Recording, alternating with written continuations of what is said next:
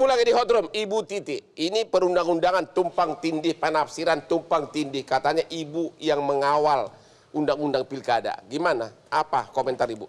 Tumpang tindih itu kan karena ada kepentingan. Tapi kalau komitmen demokrasinya kuat, tidak ada tumpang tindih.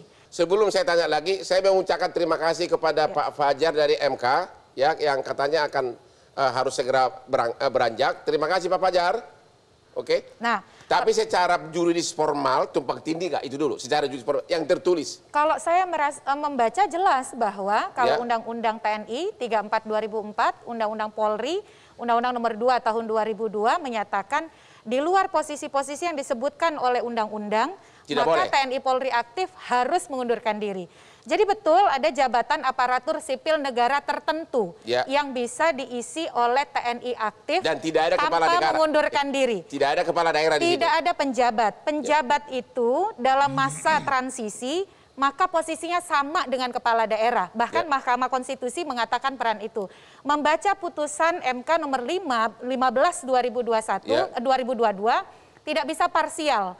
Tidak bisa hanya berhenti bahwa penjabat gubernur itu JPT Madya, penjabat bupati wali kota itu JPT Pratama.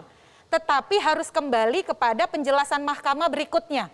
Misalnya, mahkamah mengatakan bahwa tugas jabatan pimpinan tinggi itu adalah memimpin dan memotivasi setiap pegawai aparatur sipil negara melalui kepeloporan di bidang keahlian yang profesional terkait dengan manajemen kepemimpinan. Itu pertama. Kedua, pengembangan kerjasama dengan instansi lain. Dan yang ketiga, keteladanan dalam manajemen nilai dasar aparatur sipil negara dan kode perilaku etik aparatur sipil negara. Itu soal penjelasan Mahkamah Konstitusi terkait dengan kriteria yang dibutuhkan. Jadi menurut putusan MK, menurut Ibu, MK tidak menambah. Tidak menambah. Dan tidak membuat penafsiran undang-undang. Tidak membuat penafsiran MK tetap mengatakan bahwa TNI aktif hanya boleh menjabat di 10 itu. Bacaan saya seperti itu. Dan tidak ada kata-kata di situ boleh untuk penjabat kepala daerah. Tidak ada pernyataan itu. Memang ada pernyataan penjabat gubernur bupati wali kota boleh diisi oleh penjabat JPT Madya, JPT Pratama. Tapi kembali lagi ke pasal 47 tadi.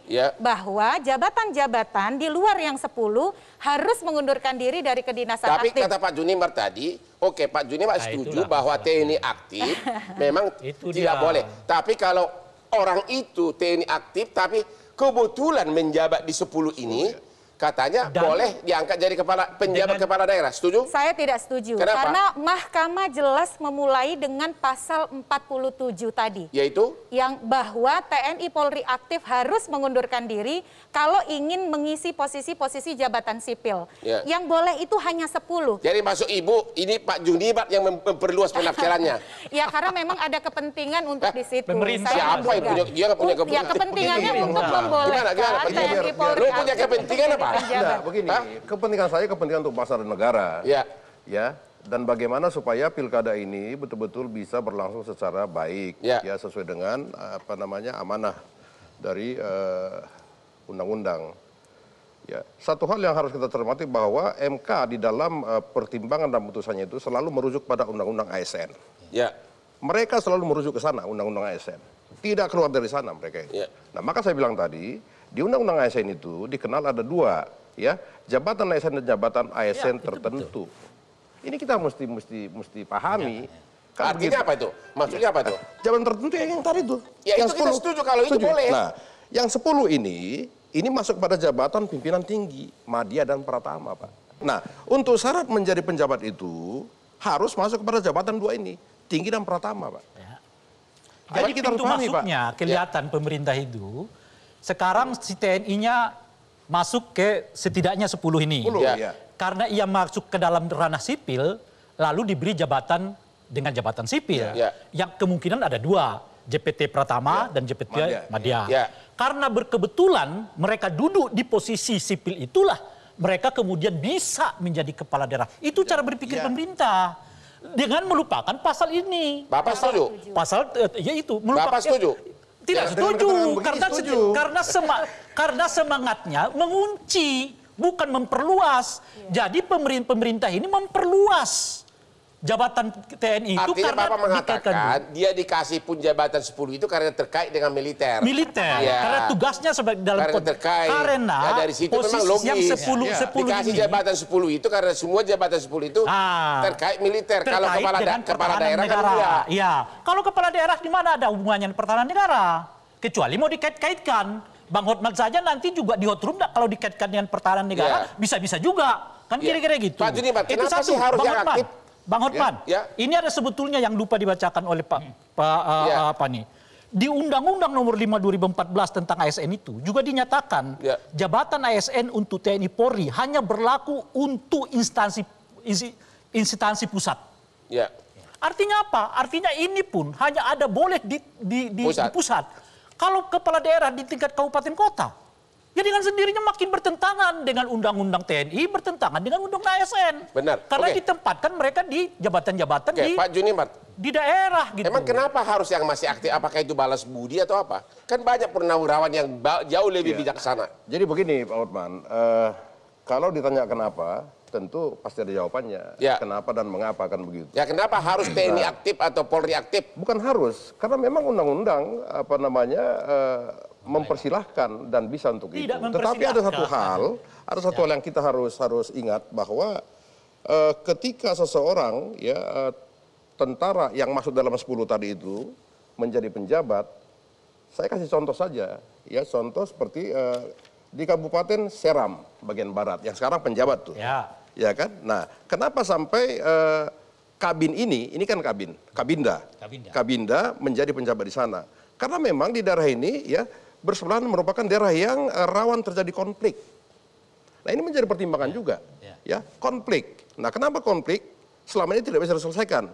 Bupati yang ada selama ini tidak bisa menyelesaikan karena itu di bersebelahan, bagian perbatasan. Tapi dulu Jawa Barat tahun 2018 tidak ada konflik, tapi ada juga PD.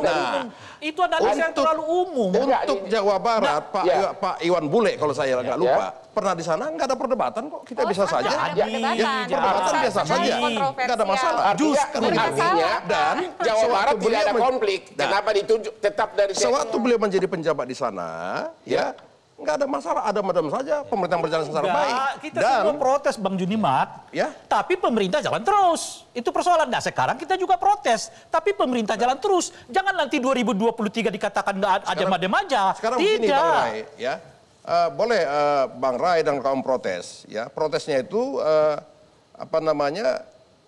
tetap berjalan dan tetap tidak berjalan kan begitu. Walaupun protes jalan terus. Nah pertanyaan saya, ketika Pak Iwan Bule menjadi penjabat di sana, apakah ada masalah dalam pemerintahan beliau sampai selesai? Tapi kan tidak persoalan. Ini bukan persoalan apakah dalam pimpinannya itu ada masalah atau tidak. Bukan itu masalahnya ini Pak Junimat. Apakah kita mau menempatkan tentara aktif dan juga polisi aktif dalam jabatan sipil? Itu masalah kita. Soal apakah mereka sukses atau tidak, itu yang kedua. Bukan. Jangan itu dulu dilihat. Bukan. Ini apakah kalau cara berpikirnya begitu? Betul. Ini saya menjawab apa yang tanya Pak Hotman tadi. Kenapa harus tentara? Misalnya. Nah, pertimbangan saya kenapa? Contoh saya ambil Seram. Jawa Barat Iwan Bule nggak ada konflik di Jawa Barat. Sekarang Seram. Ya ini kan kita konteks sekarang Pak. Kita konteks sekarang nih, bukan konteks yang lalu. Kenapa harus Kabinda di Seram? Itu potensi konflik sangat tinggi. Tapi di dalam perundang-undangan tidak ada alasan karena konflik. Itu satu. Apa artinya undang-undang apa artinya? Begini, kita menyatakan penjabat kepala daerah itu harus orang yang memiliki kompetensi manajerial kepemimpinan pelayanan pemerintahan daerah dan mampu bekerja sama dengan DPRD. Sekarang Kabindanya dari Sulawesi Tenggara, ditempatkan di Seram bagian barat. Kalau alasan konflik, coba kita teliti. Kepala daerah di Seram bagian barat selalu dipilih langsung. Dan ternyata persoalan konflik itu tidak muncul. Jadi ini kan menjadi pertanyaan. Dan yang paling penting adalah MK mengatakan penunjukan itu harus dengan kriteria terukur, memperhatikan aspirasi masyarakat. Dan ada satu pasal yang dikutip oleh MK, Bang Hotman, pasal 109 ayat 2. Jabatan pimpinan tinggi Madya, kalau mau diisi oleh TNI Polri, harus 1, mengundurkan diri dari kedinasan aktif, 2, diperoleh secara terbuka dan kompetitif. Semua jabatan yang 10 tadi tidak diperoleh melalui terbuka dan kompetitif, tetapi memang close position karena berkaitan dengan pertahanan dan keamanan. Sementara kepala daerah itu fungsi yang sangat politis, satu. Yang kedua berkaitan dengan manajerial pemerintahan daerah, pejabat pembina kepegawaian daerah. TNI Polri tidak punya kompetensi itu. Jadi dari situ kalau kita baca putusan MK menyeluruh, tidak ada kompetensi yang dipenuhi oleh TNI Polri untuk mengisi. Menurut Ibu, dasar penunjukan TNI aktif sebagai kepala daerah yang telah ditunjuk menurut Ibu sah atau tidak? Tidak sah. Tidak sah. Tidak sah. Jadi seluruh SK-nya, Oke, Pak Edi gimana? Katanya tidak sah. Berarti seluruh SK-nya semua tidak sah, perizinan semua tidak sah. Saya kira semua tidak sah. Saya kira tidak demikian ya. Karena gini, kalau kita melihat, menurut pengamatan kami, ada memang banyak pertimbangan ketika misalnya pemerintah menunjuk menjadi kepala daerah.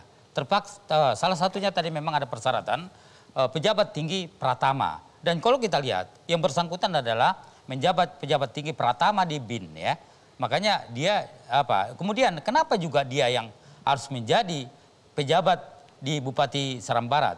Karena memang selama di Sulawesi Tengah memiliki pengalaman yang sangat baik di dalam hal intelijen.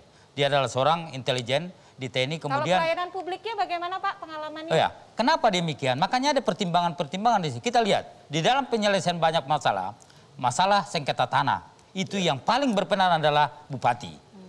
Dan TNI tidak bisa, Polri juga tidak bisa menangani masalah sengketa tanah. Kita bicara hukum dan dasarnya. Siapapun sehebat apapun dia, semampu apapun, landasan hukumnya harus ada. Bapak terlepas dari dulu kemampuan mengatasi konflik, walaupun belum ada buktinya. Secara landasan hukum, di mana Bapak mengatakan bahwa TNI aktif boleh sebagai penjabat kepala daerah? Pasal berapa? Ya, saya kira. Kita jawab dulu, pasal berapa? Memang kalau di pasalnya, tapi kan dalam penjajaran. Tidak ada, tetapi dalam penjabaran MK itu kan udah jelas. Di dalam MK tidak ada, benar ya? Di mana di putusan MK dikatakan bahwa orang yang menjabat kabinda boleh jadi penjabat kepala daerah. Ya di dalam penjabaran MK sudah jelas bahwa nggak ada kata-kata itu. Itu penjabaran bicara. Tadi juru bicara yang ngomong, Pak Fajar. Yang juru bicaranya, seingat saya, punya dua pendapat juga yang berbeda. Dikutip dengan berbeda. Karena sebelumnya dinyatakan tidak boleh, tetapi 2 atau 3 hari setelah itu dinyatakan boleh-boleh saja. Jadi dua pendapat ini juga kita membingungkan. Oleh karena itu kita rujuk ke teksnya. Begitu kita lihat di teksnya, memang tidak ada tafsiran itu. Tafsiran itu justru memperkuat pasal 37 itu tadi, 47 ayat 1 itu, di mana keterlibatan TNI Polri aktif dikunci dalam 10 posisi atau instansi. Dan instansi itu pun tidak boleh di daerah. Harus semuanya di pusat sesuai dengan Undang-Undang ASN pasal 20 ayat 3. Semuanya itu harus di pusat, nggak boleh sampai ke daerah gitu. Nah oleh karena itulah ini memang pada posisi apa kita mau berdiri. Kalau mau kita tarik undang-undang ini menyebar, ya menyebar seperti tafsiran Bang Junimat. Tapi kalau semangat kita mau memproporsionalkan semua dan memprofesionalisasi semua institusi negara kita harus setia pada cita-cita dan filosofi undang-undang ini. Yang sudah ditunjuk dari TNI aktif, tapi kebetulan dari BIN itu Serang Barat ya? Serang Barat. Yang bagian Barat, SBB. Oke, kita istirahat dulu dan kita akan membahas nanti, mungkinkah penjabat kepala daerah di Serang Barat itu nanti dicopot? Sampai ketemu berikutnya.